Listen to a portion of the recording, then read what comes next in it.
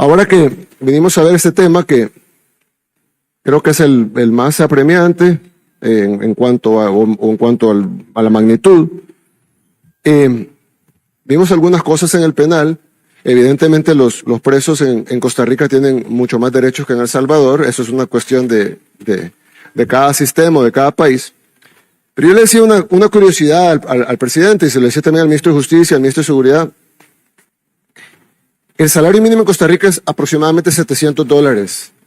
Ese es el salario mínimo. Casi el doble que el de El Salvador. Eso demuestra que ustedes están mucho mejor que nosotros en muchas cosas. Pero aún así hagamos una matemática, le decía yo al presidente, le decía, bueno, si son $700 por persona, por salario, y digamos que hay un salario con la suerte de trabajar en el sector formal, con la suerte de tener un empleo, con la suerte de que no tener una familia numerosa y que tal vez es papá, mamá y 2 hijos con un ingreso, entonces son $700 entre 4 personas. Quiere decir que una persona de una familia de 4 con un ingreso de salario mínimo formal en Costa Rica vive al mes con $175, lo cual es bastante bueno para el promedio latinoamericano. Eso por 12 meses son $2,100. Eso es lo que vive una persona en Costa Rica con la bendición de tener una familia pequeña. No, la familia grande son bendición, me refiero al tema económico, con la posibilidad de que es una familia pequeña y con la bendición de tener un trabajo formal y tener empleo. Y trabajar un mes completo para ganar esto. En el año, un costarricense vive con de ellos vive con $2,100. Entonces yo le decía al presidente de que sería inmoral, antiético y carente de toda justicia que un preso viva con más. Creo que esa debe ser la tasa máxima, debe ser cómo vive un tico trabajador, que pague impuestos para sostener los penales. Porque si un tico está trabajando toda la semana y recibe un cheque, paga impuestos no solo en su salario en sí, que paga seguro social, etcétera, sino que además tiene que pagar impuestos al comprar, IVA, etcétera, y tiene que vivir con esa cantidad, que es buena comparada al resto de Latinoamérica, pero no puede un preso tener un gasto mayor de $2,100, porque sería prácticamente un robo al trabajador tico para sostener a un criminal. Entonces, ahí viene el tema de los derechos humanos, de los que yo siempre digo. Porque el criminal tiene derecho, ¿no? Hay que darle comida, hay que darle salud, hay que darle un lugar donde dormir, un lugar donde vivir, hay que cuidarlo, etcétera. Pero no más que al trabajador que probablemente además ha sido víctima del que está preso. Entonces, el sistema penal no puede costar más de $2,100 por preso. Sería inmoral. Y entiendo que cuesta más de $2,100 por preso. Más de $12,000. Te está diciendo 2,600. 2,100. 2,100. En términos prácticos, nosotros estamos gastando $1,200 aproximadamente al tipo de cambio del día de hoy por mes por preso, costo operativo. Sí, en lugar de $2,100 por año. En otras palabras, están gastando casi 2 salarios mínimos por reo. Es una injusticia para los costarricenses de bien, que son los que nos están viendo ahorita. Entonces, definitivamente hay que hacer, nosotros, de nuevo, con la humildad del caso, porque muchísimas cosas, bueno, ya incluso hablamos con el presidente de algunas cosas que vamos a hacer, que hemos venido a aprender. Pero si en algo podemos ayudar es que el sistema penal debe reformarse. Y si es importante, creeríamos nosotros, desde nuestro punto de vista, que el sistema penal debe ser completamente controlado por el gobierno. El sistema judicial decide si la persona es inocente o culpable. Eso sí es en todos lados. Pero ya una vez declarado culpable, ya una vez sentenciado a una pena, debe ser el gobierno que debe administrar esa pena. Entiendo que aquí hay una especie de suprapoder sobre las penas, el cual pues bota toda la estructura. No se puede planificar si mañana me van a decir que tengo que cambiar esto por lo otro, o que si alguien tiene derecho a tener internet, o tener televisión, o tener tantas visitas íntimas al mes. o tanta cantidad de comida, o tanto tipo de comida. Y a mí me confunde a veces porque me pongo a pensar, bueno, tal vez esta gente es muy buena, ¿no? Y ellos se preocupan por la comida de los presos.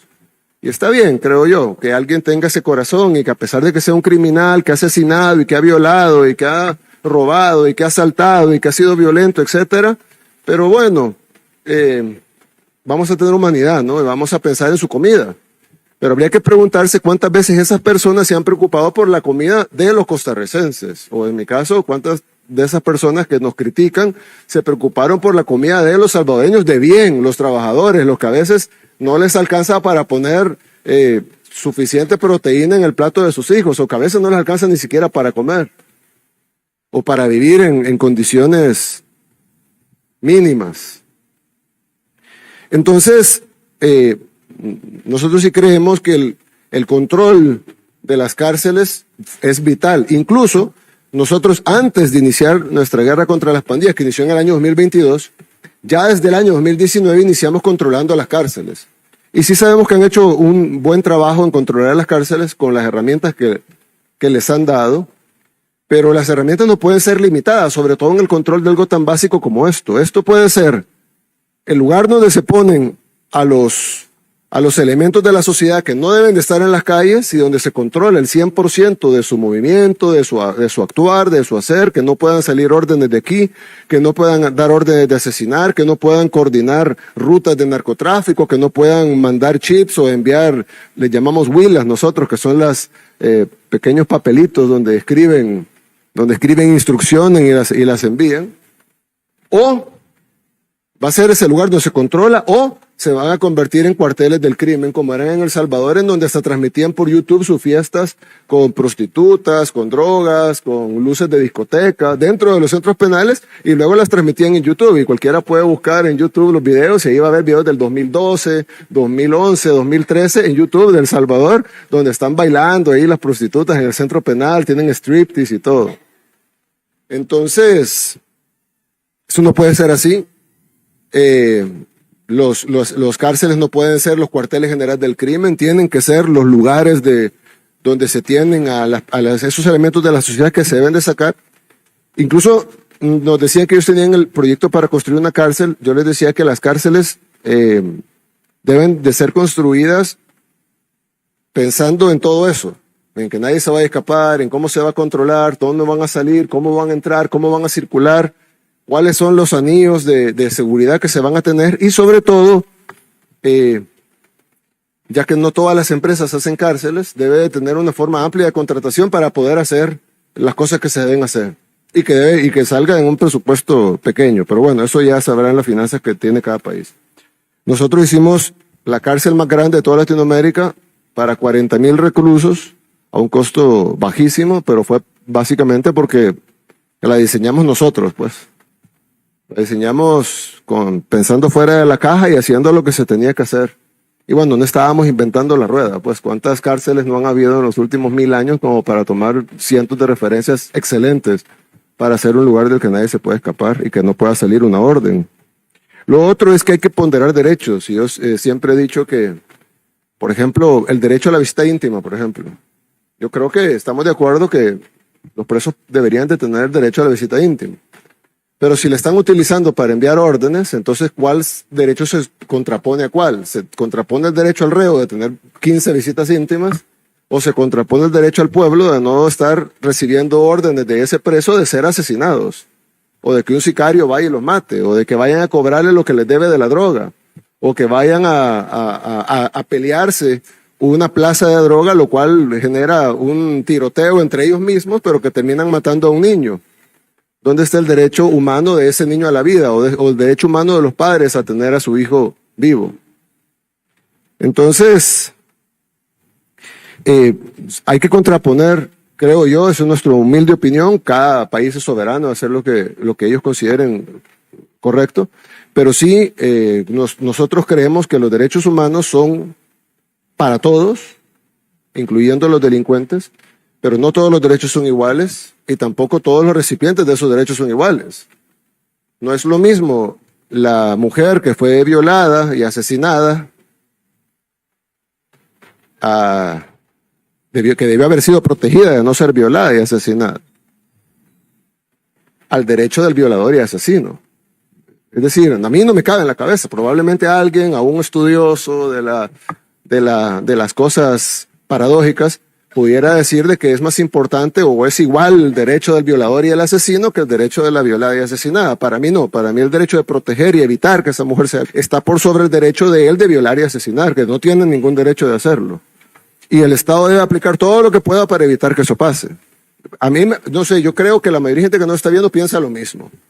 Y solo serán un grupito de locos que a veces están en las instituciones que tienen unas teorías que solo funcionan en papel, porque como decimos en El Salvador, no sé si lo dicen aquí también, el papel aguanta con todo, pero en la realidad no aplica.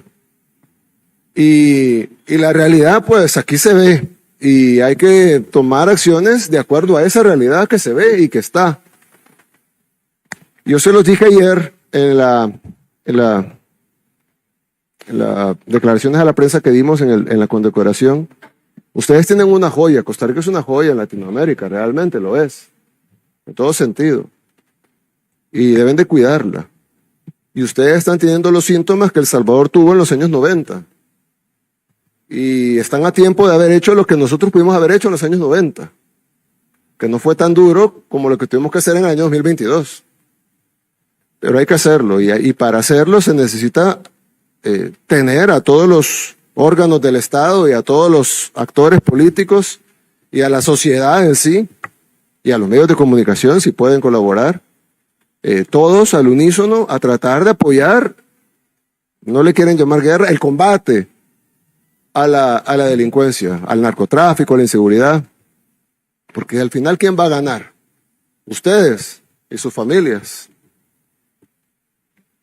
Bueno, yo tengo familia aquí, pero pues la mayor cantidad de mi familia está en El Salvador. Pero los que ganan son ustedes y sus familias, sus hijos, sus amigos, sus compañeros de universidad, de colegio, de trabajo, los costarricenses de bien, los que pueden seguir construyendo este país tan lindo. Entonces, bueno, nosotros vamos a continuar con diagnóstico del sistema penal. Vamos a hacer algo formal para entregarle al gobierno de Costa Rica, de parte de ustedes, de nosotros, sus amigos, hermanos menores, como nos quieren ver. Y esperamos que ustedes tomen las medidas y escuchen a personas que ya sufrimos, no lo que ustedes están sufriendo, sino lo que ustedes todavía no están sufriendo. Pero nosotros vimos cómo evolucionó esa enfermedad, cómo creció hasta que se volvió incontrolable y que gracias a Dios logramos a controlar, pero básicamente por un milagro. Créanme, no quieren llegar a eso. Así que bueno, gracias, presidente, y muchas gracias. Señor presidente, muchísimas gracias. Ustedes acaban de oír una cátedra magistral de quien no escribe libros,